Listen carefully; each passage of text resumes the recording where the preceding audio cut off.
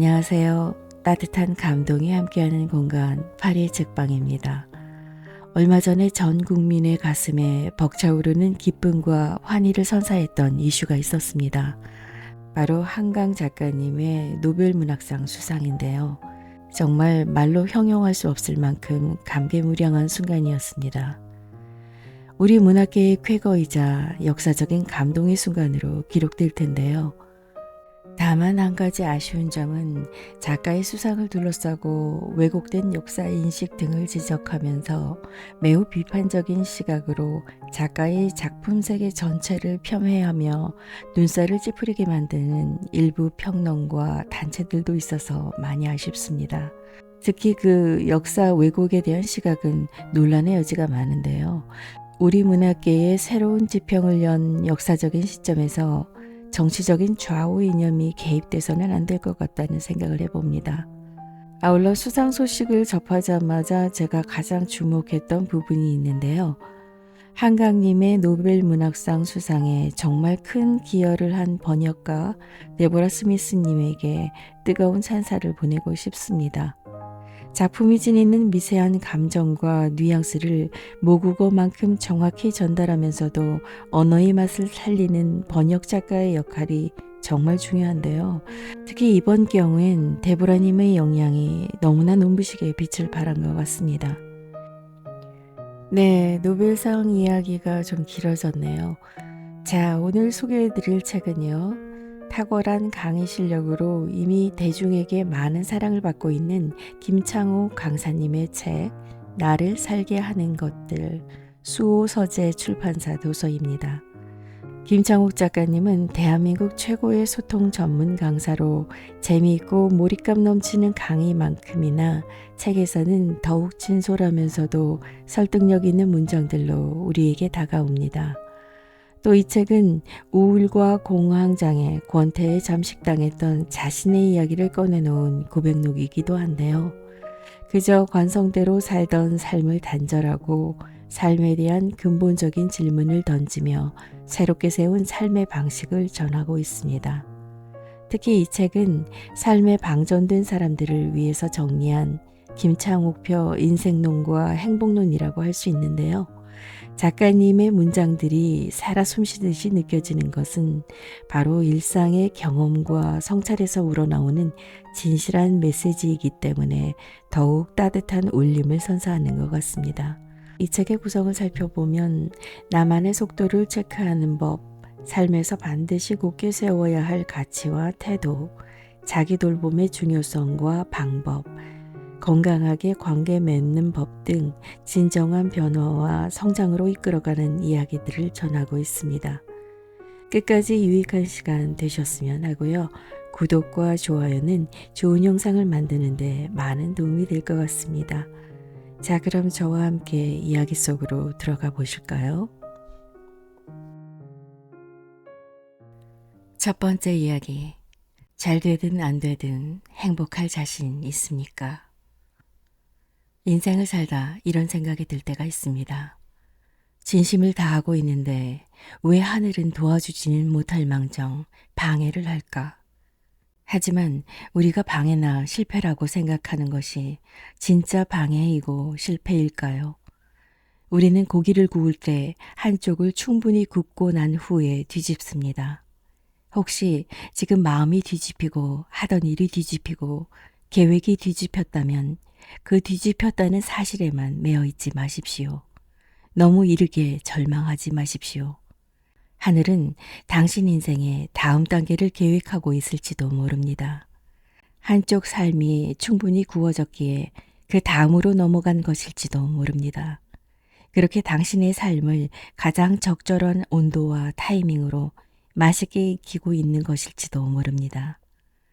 제주에서 지내면서 공방을 하는 친구를 알게 되었습니다. 그 친구가 하는 공방은 제주도 해변의 돌과 베어진 삼나무 나뭇가지들을 리사이클해서 무드 등을 만드는 곳입니다.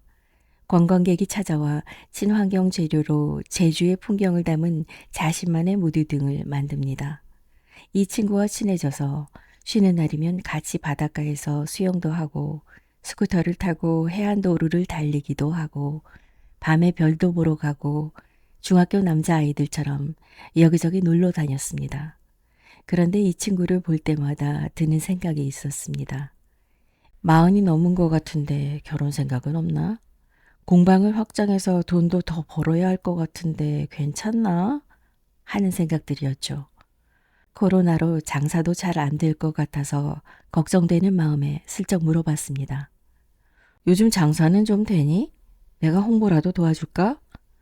돌아오는 대답은 역시나 상황이 좋지 않더라고요. 형님, 요즘 장사 잘 안 되죠. 코로나로 관광객이 예전보다 줄기도 했고요. 그리고 관광객이 많을 때는 날씨가 좋은 때인데요. 날씨가 좋으면 사람들이 공방에 안 와요. 다들 나가서 놀려고 하죠. 비가 올 때 그나마 좀 되는 편이에요. 야외 활동을 못하니까 공방에 오시거든요. 그러더니 해맑게 웃으며 한마디를 덧붙였습니다. 그런데요, 형님. 수업이 많으면 돈 벌어서 좋고요. 수업이 없으면 놀아서 좋아요. 저는 그가 마냥 힘들어 할 것이라고 생각했습니다. 하지만 그는 일이 많으면 돈을 벌 수 있어서 좋고 날씨가 좋아 손님의 발길이 뜸하면 본인도 바닷가에 가고 숲에도 가고 자전거와 오토바이도 타면서 놀 수 있어 좋다는 것이었습니다. 일을 할 때 안달복달하고 일희일비하는 제 모습이 떠올랐습니다. 걱정해야 할 대상은 친구가 아니라 저 자신이었습니다. 일이 많은 순간에도 일이 없는 순간에도 그 순간을 오롯이 즐겨본 적이 있나? 일이 많으면 너무 힘들어서 쉬고 싶다고 생각했고 일이 없어서 강제로 쉬게 될 때에는 불안감에 시달리곤 했습니다. 이번 달에 나가야 할 돈이 많은데 지금 강연 더 해야 지난달 손실을 메꿀 수 있는데 같은 생각들로 힘들어했습니다. 일이 많으면 많다고 일이 없으면 없다고 앓는 소리를 했습니다. 유튜브에 강연을 올리기 시작하면서부터는 조회수, 구독자 수, 평균 시청 시간 등 온갖 숫자에 집착이 심해졌습니다. 구독자 수가 생각보다 빠르게 늘지 않거나 만족스러운 강연이었는데도 조회수가 낮으면 스스로를 의심했습니다. 점점 숫자에 삶의 주도권을 빼앗기고 있었습니다. 벌이가 조금 더 좋아졌을지 몰라도 삶의 여유는 바닥난 상태였습니다. 만약 지금보다 돈을 5배, 10배 더 벌게 되면 불안해하지 않을까요? 구독자 수가 100만, 200만이 되면 여유를 즐길 수 있을까요? 숫자보다 더 중요한 것이 있다는 것을 친구의 한마디 덕분에 깨닫게 되었습니다. 숫자에 연연하지 않는 방법을 찾기란 자본주의 사회를 살아가는 우리에게 아마 어려운 일일 것입니다. 우리는 점점 더 많은 숫자 속에서 살아가게 될 테니까요. 그럼에도 어떤 숫자 속에 있건 너무 마음 졸이며 숫자에만 얽매이지 않았으면 좋겠습니다. 숫자에 우리 삶을 저당 잡히지 않았으면 좋겠습니다. 하려던 일이 내 뜻대로 잘 안 되면 그건 그것대로 잠시 숨을 고를 수 있는 시간이라고 다른 즐거운 일을 찾아볼 수 있는 기회라고 생각해 보면 어떨까요? 행복하게 일하고 행복하게 쉴 줄 아는 것, 평생 풀어가야 할 숙제 같습니다. 가면 속 내 모습 끝까지 숨겨야 할까요? 세상에 사연 없는 사람은 없습니다. 나이가 들수록 알게 되지요. 보이든 보이지 않든 사람 뒤에 쌓여있는 숱한 사연들이 말이죠. 저는 많이 꺼내놓고 살고 있습니다. 제 뒤에 숨겨놓았던 사연들을 하나둘 꺼내 먼지를 툭툭 털어내고 씻어 말리고 그렇게 보송보송해진 이야기들은 더 이상 사연이 아니게 됨을 자주 경험합니다. 그전까지는 정말 철갑과도 같은 가면을 쓰고 살았습니다. 사회생활을 하면서 어느 정도의 가면은 필요합니다. 가면을 쓰는 게 꼭 나쁘지만은 않죠. 사람들과 어울리고 감정을 컨트롤할 수 있게 도와주니까요. 나의 진짜 모습은 꽁꽁 숨기고 내가 보여주고 싶은 모습만 보여주려 애쓰다 보면 하루의 끝에 완전히 방전되고 맙니다. 집에 도착해 혼자가 되었을 때 허무하고 쓸쓸해집니다. 저는 가면을 너무 어린 나이부터 써왔습니다. 어렸을 때 부모님이 자주 싸우고 집안 분위기는 우울하니 자연스럽게 겁이 많고 자주 눈치를 보는 아이로 자랐습니다. 그때부터 얼굴을 가면으로 덮어버렸습니다. 사람들이 자주 쓰는 가면은 대략 세 종류입니다. 첫 번째, 제가 가장 자주 쓴 가면이기도 한 밝은 표정을 짓는 가면입니다. 저는 항상 밝게 웃었습니다. 친구들을 웃기고 까불거리며 장난치는 걸 좋아했죠. 이 가면은 사람들이 저의 어두운 본 모습을 보지 못하게 하는 동시에 저에게 관심을 쏟도록 만들었습니다. 부모님께 받지 못했던 관심과 반응에 취한 저는 꽤 오랜 시간 지나치게 명랑한 척하며 살았습니다. 두 번째 가면은 사납고 무서운 가면입니다. 어리고 부족한 부분을 감추기 위해서 오히려 날카로운 뿔과 송곳니가 달린 가면을 썼습니다. 센 척하는 사람들을 유심히 살펴보면 내면에 두려움이 가득한 걸 알 수 있습니다. 험상궂은 가면 뒤에서 오히려 떨고 있는 것이지요.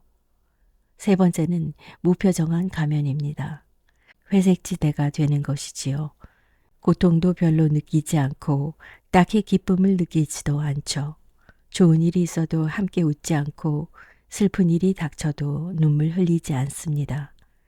무언가를 보고 놀라거나 설레는 일도 없어요. 심드렁하게 냉소적으로 상황을 바라볼 뿐입니다. 모든 감정에 통달했다며 스스로 어른이 됐다고 생각해요. 하지만 감정을 숨겨놓은 겉모습만 어른인 회색 인간이 되고 맙니다. 모든 가면들은 살아남기 위해 진화한 어쩌면 참 가여운 가면입니다.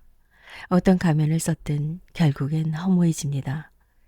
밖에서 사람들과 만나 술잔을 기울이거나 끝없이 수다를 떨며 대화를 주도하다가도 집에 들어선 순간 마음이 텅 비어버리는 거죠. 아무리 강한 척, 쿨한 척 하는 사람도 허한 마음이 들기는 마찬가지입니다. 결국 혼자 있을 때조차 자신의 맨 얼굴을 어색해 합니다. 가면을 쓰는 사람들은 고요를 견디기 어려워해요. 어두운 밤이 찾아와 자기만의 시간이 주어져도 휴대폰만 들여다봅니다. 끊임없이 다른 사람들은 어떻게 사는지 궁금해하죠. 가면을 벗은 나의 맨 얼굴을 멋쩍어하며 피하려 합니다. 마주하려 하지 않습니다. 내 기분이 어떤지, 내가 가진 열등감을 어떻게 다뤄야 하는지, 내 상처와 자존감에 어떤 태도를 보여야 하는지 생각할 시간을 애써 외면합니다. 고요하게 홀로 자신의 맨 얼굴을 바라보는 과정이 너무 낯선 거죠. 그래서 필요 이상으로 사람을 만나고 과도하게 일에 열중합니다. 가면을 쓰지 않겠다고 다짐한 사건이 하나 있습니다. 어렸을 때 세상 모든 가치를 판단하는 기준이 공부를 잘 하느냐 못하느냐였습니다. 가족 중에 대학을 간 사람이 아무도 없었기 때문에 막내인 제가 꼭 대학에 들어가야 한다는 부담이 있었습니다. 누가 강요한 것은 아니지만 혼자 그 무게감을 지고 있었습니다. 그런데 대학 시험에 떨어졌고 어머니마저 대학에 떨어진 저를 한심하게 보는 것 같았습니다. 엄마는 내 인생의 마지막 보루였는데 엄마가 나를 사랑하는 느낌이 나를 살게 했는데 더 이상 미래가 보이지 않았어요. 정신을 차리고 보니 늦은 밤 바닷가 방파제 앞에 서 있었습니다. 죽고 싶다는 말을 직접 입 밖으로 꺼내진 않았지만 그때 저는 모든 걸 다 포기하고 싶었습니다. 제 짧은 경험으로는 사람은 죽으려고 죽는 게 아닙니다. 죽어야지 이렇게 결심하는 것이 아닙니다. 죽음으로 몰고 가는 무언가가 어느 순간 안개처럼 덮치는 것이었습니다. 저 역시 어떤 환경과 상황이 짙은 안개처럼 어두운 구름처럼 저를 덮쳐오는 느낌을 받았습니다. 죽기 전에 그래도 친구에게 말은 하고 가야겠다는 생각에 전화를 걸었습니다. 실은 위로받고 싶은 마음이 컸어요. 나 대학도 떨어지고 부모님께 실망만 드리는 것 같아. 그래서 지금 바다에 와 있는데 이런 말들을 주절주절 늘어놓았습니다. 저는 친구가 이렇게 말해주길 바랐던 것 같아요. 너 지금 어디야? 무슨 일 있어? 기다려, 내가 갈게. 그런데 친구는 자다가 전화를 받았는지 비몽사몽한 목소리로 야, 창호가, 너 평소에 하던 대로 해. 라고 하더군요. 죽으려는 사람한테 하던 대로 하라고? 그게 할 소리야? 하는 생각이 드는 동시에 어이가 없고 화가 났습니다. 바로 저 자신에게요. 그동안 친구에게 속마음을 얘기해 본 적이 단 한 번도 없었습니다.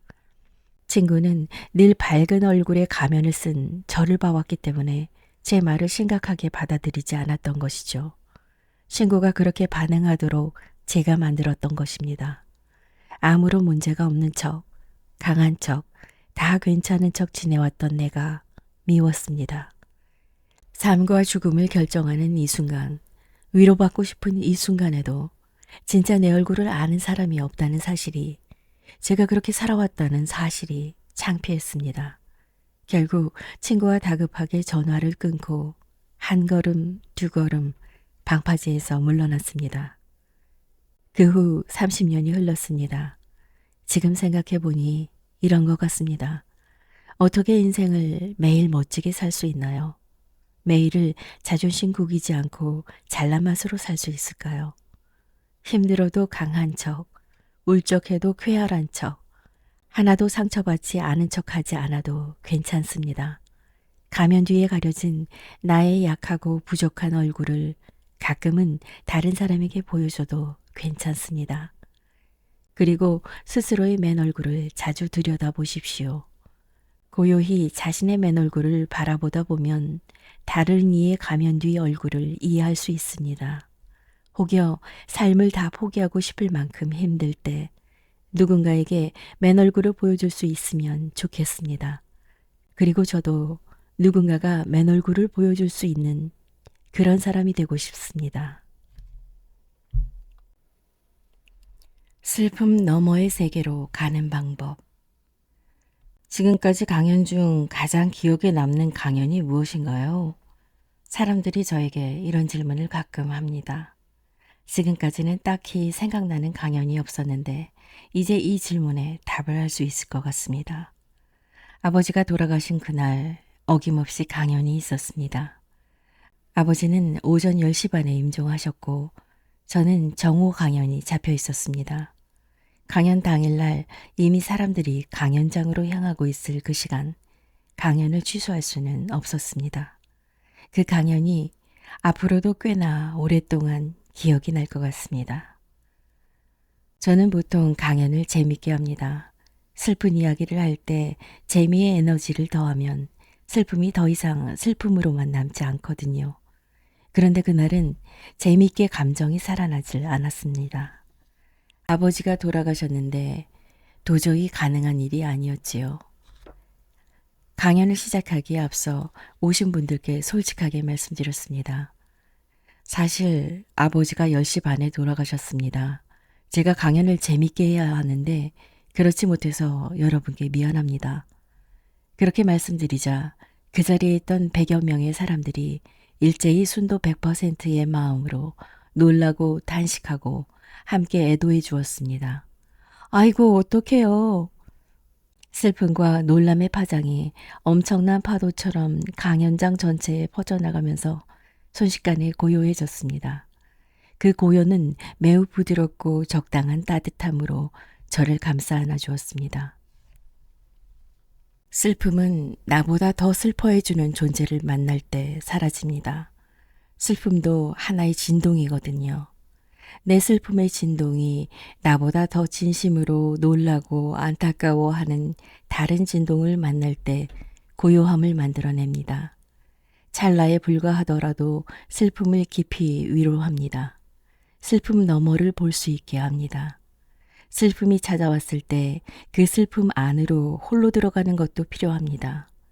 혼자 시간을 보내고 밥도 먹지 않고 하염없이 눈물을 흘리며 힘들어하는 시기가 필요합니다. 오히려 이 단계를 거치지 않으면 나중에 더 큰 문제를 불러올 수도 있습니다.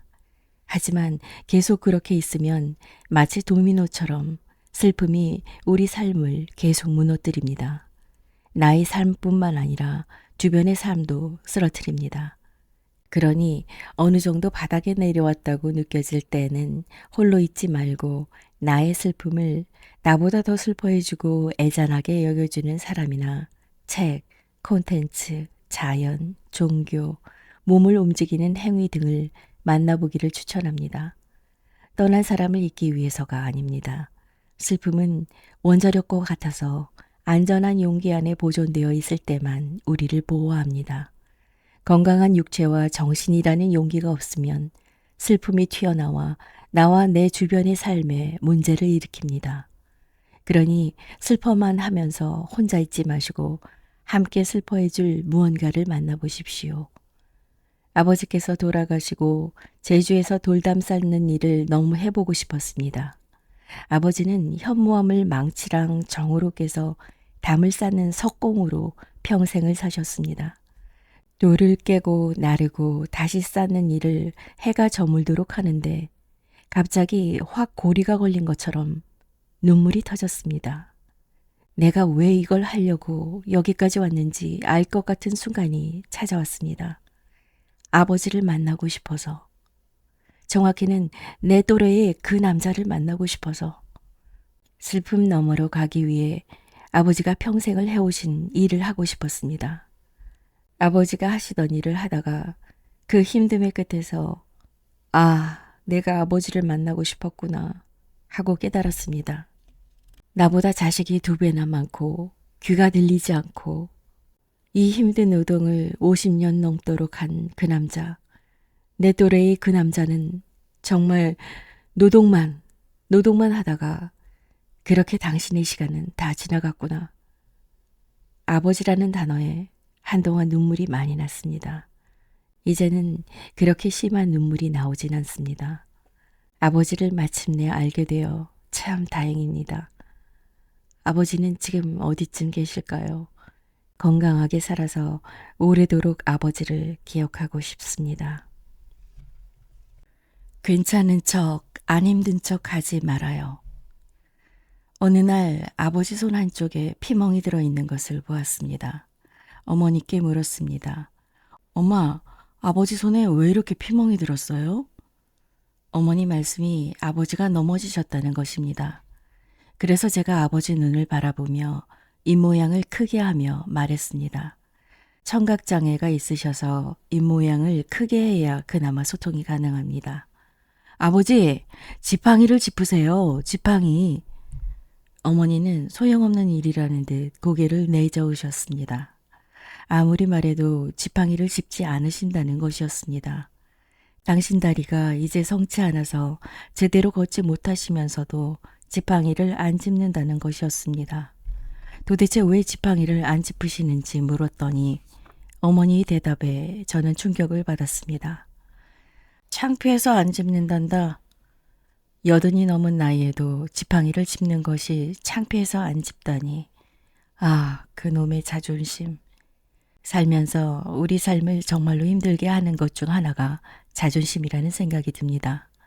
결국은 누군가와 틀어지고 다투게 되는 것도, 진짜로 하고 싶었던 일을 하지 못하게 되는 것도, 내가 원하는 대로 살지 못하는 것도 자존심 때문일 때가 많습니다. 성인이 되고 사회적 위치가 어느 정도 생기면 자존심은 더욱 기세등등해집니다. 힘들다고 잘 표현하지 않고 센 척하면서 안 힘든 사람이 어딨어, 다 힘들지. 말한다고 달라지나? 그냥 다들 이렇게 사는 거지. 하며 냉소적으로 삶을 대합니다. 힘들면 힘없는 다리로 계속 걷지 마시고 지팡이를 살짝 짚으십시오. 너무 창피하게 생각하지 마시고요. 겨울에 빙판길에 넘어졌을 때 절대로 하지 말아야 할 행동이 있습니다. 바로 벌떡 일어나려고 하는 것입니다. 이미 어딘가 부러지고 다친 상태에서 벌떡 일어나려고 힘을 주면 잘 일어나지 못하고 다시 넘어지게 됩니다. 더 큰 상처를 입습니다. 삶도 마찬가지입니다. 삶에서 넘어졌을 때 부끄럽고 수치스럽다고 벌떡 일어나려고 하지 마세요. 잠시 가만히 넘어진 채로 몸을 살피는 것이 중요합니다. 어디 더 다친 곳은 없는지, 얼마나 다쳤는지 살펴주세요. 곁에 좋은 사람이 있으면 다가와 도와줄 것이고 사람이 없으면 천천히 손을 짚고 갖고 있는 가방이나 물건 같은 것을 디디고 일어나면 됩니다.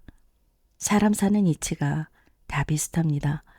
외국에 스승은 배우고자 하는 마음을 먹을 때 나타난다는 말이 있습니다. 스승이 있는 삶은 상당히 괜찮은 삶입니다. 스승은 내가 배우고자 하는 마음을 먹을 때 비로소 나타납니다. 알고 싶은 마음, 나아지고 싶은 마음. 그때 스승은 사람으로 나타날 수도 있고 책으로든 영상으로든 일상의 깨달음으로든 여기저기에서 나타납니다. 요즘 힘든 일이 있다면 안타깝게 자존심 때문에 지팡이를 짚지 않다가 더 큰 위험을 당하지 마시길 바랍니다. 지팡이도 짚고 허리 보호대도 차고 보행기에 의지하십시오. 저도 강연을 할 때 허리 보호대를 종종 차고 무대에 오릅니다. 허리 보호대는 치료를 위한 것이 아닙니다. 한 번은 제가 의사에게 물어봤습니다. 선생님, 이걸 왜 합니까? 의사가 이렇게 답하더군요. 이걸 해서 낫는 게 아닙니다. 근데 이걸 해야 낫습니다. 도대체 무슨 말일까요? 저는 허리가 아프고 약합니다. 이런 상태에서 취하면 안 되는 자세들이 있습니다. 함부로 구부려도 안 되고 비뚤어진 자세를 오래 취하고 있어도 안 됩니다. 허리 보호대를 하고 있으면 안 좋은 동작과 자세를 취하려 할 때 불편해서 하지 못하게 됩니다. 아예 막아주지요. 어쩌면 한 권의 책, 한 편의 강연은 허리 보호대와 같을지도 모릅니다. 책을 읽는다고 강연을 듣는다고 삶이 극적으로 변하진 않습니다. 기적적으로 낫고 치료되지 않습니다. 하지만 자신이 좋아하는 것과 좋은 것을 자꾸 만나다 보면 아주 결정적으로 하면 안 되는 행동을 하려고 할 때 머리에서 탁 하고 브레이크를 걸어줄 것입니다. 허리 보호대처럼 말이죠. 그것이 우리 삶을 좀 더 낫게 만듭니다. 힘들 때 필요한 것은 자존심이 아닙니다. 도움입니다. 우리는 이미 많은 것을 알고 있습니다. 본디 안다는 것은 몸이 경험한다는 뜻입니다. 그래서 진짜 알면 무의식적으로 그렇게 행동하며 살고 있어야 합니다.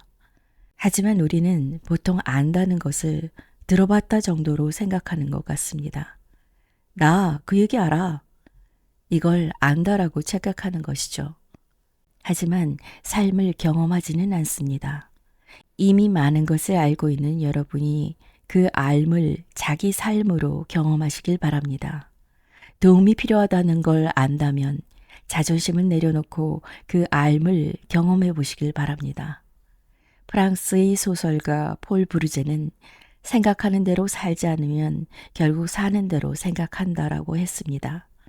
그렇게 아는 것대로 살다 보면 안으로든 밖으로든 달라져 있는 자신을 발견하게 될 것입니다. 삶의 권태기를 지나고 있는 모든 이들에게 인생은 총 3가지 시기로 나눠 볼 수 있습니다. 첫 번째는 열정기, 두 번째는 권태기, 세 번째는 성숙기입니다.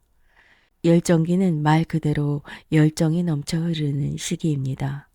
뜨겁게 연애를 할 수도 어떤 취미에 빠져서 할 수도 간절히 취업 준비를 할 수도 있습니다. 사람은 열정기 때 착각을 합니다. 바로 이 열정이 영원히 갈 것이라고요. 사랑이 영원할 것 같고 직장에 들어가기만 하면 계속 간절하게 일할 수 있을 거라고 생각합니다. 열정이 깊었던 사람일수록 권태가 짙게 찾아옵니다. 권태라는 말은 이전에는 의미가 있었는데 이제는 의미가 없다는 뜻입니다.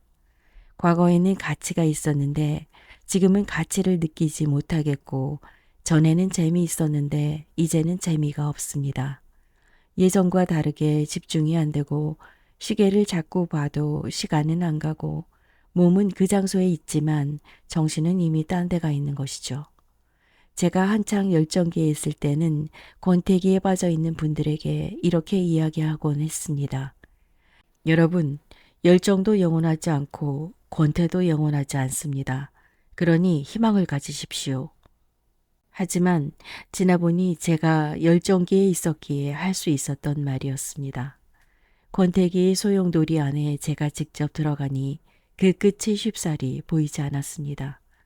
갱년기 증상도 조금씩 나타나기 시작했습니다. 쓸데없는 마음인 걸 알면서도 갱년기라고 인정하는 것이 자존심 상했습니다. 내가 벌써 이렇게 늙어버렸나? 아직 소년이라고 생각했는데 벌써 아저씨가 되어버렸구나.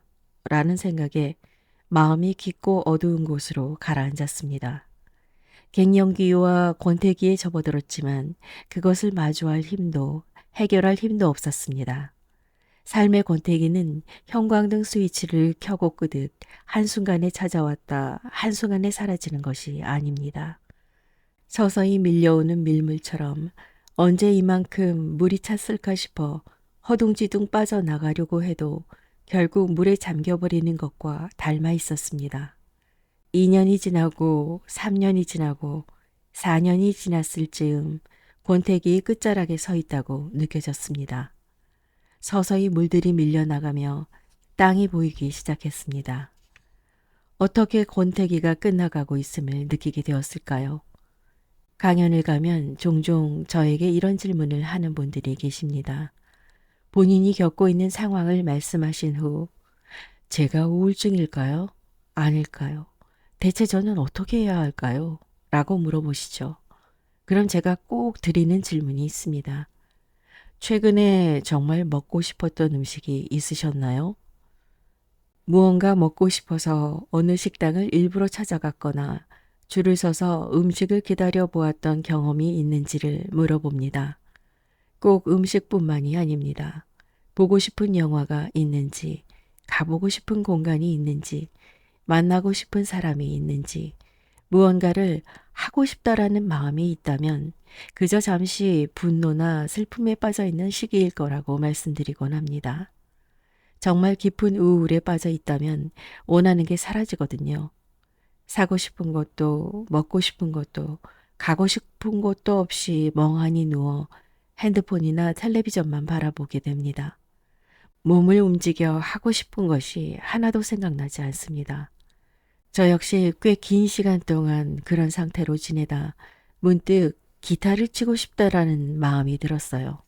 선물로 기타 하나를 받은 적이 있는데 튜닝하는 방법을 몰라 그대로 방치해두고 있었습니다. 언젠가는 기타를 배워서 한 곡 멋들어지게 연주해 보겠다는 그다지 간절하지 않은 다짐을 했던 것이죠. 기타를 쳐보고 싶다는 마음이 들 때쯤 운명처럼 SNS에서 하나의 메시지를 받았습니다. 어릴 적 친하게 지냈던 아는 동생에게서 연락이 온 것이었어요. 심지어 제가 지내는 제주집에서 차로 10분 거리에 살고 있었습니다. 동생을 만나 이야기를 나누다 이 친구가 기타 학원에서 학생들을 가르친 경험이 있다는 사실을 알게 되었습니다. 삶이 나를 돕고 있다는 생각이 들었습니다. 이제 그만 권태기에서 빠져나오라고, 이제는 인생이 성숙기로 가야 할 시간이라고. 저는 원하는 것이 생기고 무언가를 하고 싶다는 마음이 생기면서 천천히 권태의 시기를 지나가고 있습니다. 정말 중요한 것은 무엇이 되는 것이 아닌 내가 원하는 것이 생기는 것입니다. 그것이 쉽다입니다. 사람에게 쉽다가 없으면 사는 게 아니에요. 삶의 권태기를 보내고 계시는 분들에게 저는 또다시 이 시기가 영원하지 않다고 말할 수밖에 없을 것 같습니다.